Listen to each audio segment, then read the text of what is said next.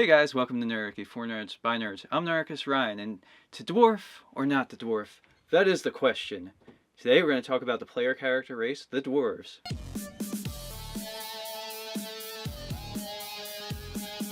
Once again, I'd like to extend a massive thank you to Easy Roller Dice.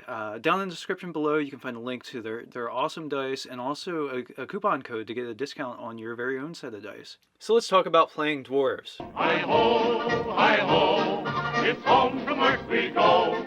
No, not those kinds of dwarves. So we're talking dwarves more like Gimli from Lord of the Rings, or Bruenor Battlehammer from the Dark Elf books, the Drizzt series by R.A. Salvatore. Now your gaming group's dwarves might be different, but in a general rule, some reasons to play dwarves are, if you want to play a character that's just tough as nails. Dwarves, they get a +2 to the Constitution, so having extra hit points is never going to hurt an adventurer being able to take attacks. And then also too, they're resistant. They have advantage on saving throws against poison, and then they have resistance to it, meaning they take half damage. They can literally drink poison and just be completely fine. So both just badass reasons to play a dwarf. And then you have that sweet, sweet dwarven beard. Possibly even if you're a woman, if you want it that way. Now you also get to be proficient in very dwarfy weapons. Battle axes and hammers and things like that, oh my.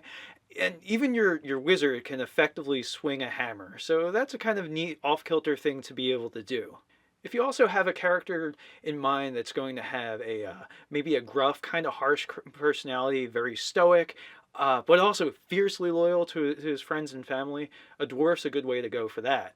And the other aspect of a stereotypical dwarven personality is if you want to play a character that's sort of fixated or preoccupied with something, whether that's a craft, weapon and armor smithing, maybe it's an ancient grudge or ancient history, a goal, or even a divine calling. You can read up some more on what drives dwarves on page 19 of the player's handbook, so that'll give you a lot of information and insight into the dwarven psyche. Most player character races that you're going to choose in Dungeons & Dragons have sub-races to choose from, which they're distinct evolutionary branches that are saying that these two things are distinctly different in some ways. So when you're choosing to play a dwarf, you have to make the decision, are you going to play a hill dwarf or are you going to play a mountain dwarf? And each of those choices have some distinct advantages to them. Now, every playable class is going to benefit from the dwarves' bonus to Constitution. No matter if you're playing a wizard, a bard, or a fighter, having more hit points is not something you're going to turn your nose up when you're playing dungeons, when you're in dangerous, imperiling situations. Now, on that note of having more hit points, the hill dwarf gets an extra hit point per level, so doubling down on that, just being hardy and enduring. But they also get a +1 bonus to wisdom. So the hill dwarf makes an exceptional divine caster, the religious, or a druid, or a cleric is both a fantastic choice for a hill dwarf, but also too, now a monk isn't such a bad choice for a hill dwarf, or even a ranger. A ranger is another excellent way to go as far as hill dwarves are concerned. And then that brings us to mountain dwarves. Now when you choose to play a mountain dwarf, no matter what your class is, you're proficient in light or medium armor, which means you can be a wizard and go wear chainmail or half-plate armor, and it's completely fine. It's not going to interfere with your arcane casting, so you have a nice, decent default armor class without having to cast mage armor. Same thing if you were to choose to play a sorcerer. So that's a cool capability that you have. So you're not only are you wielding those dwarfy weapons, but you're also encased in steel to protect you. One of the other really unique things about the Mountain Dwarf, though, is they're one of the only player races that gets 2 +2s to an ability score. So they get that +2 to Constitution, but there's also the +2 to strength that they get.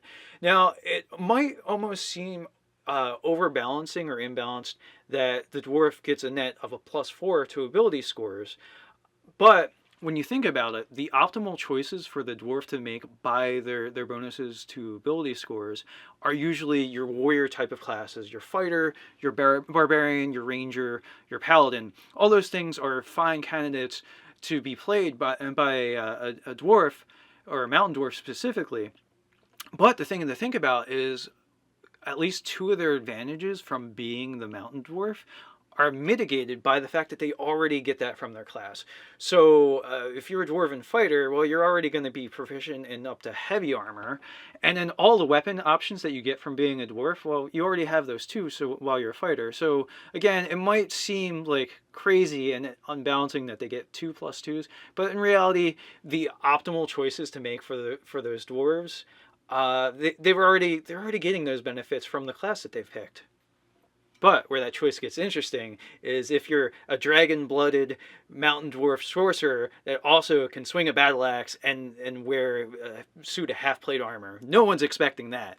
Well, that's it for explaining dwarves. If you have any comments below as far as questions for being new to D&D, the fantastic Nerdarchy community will likely give you some great advice.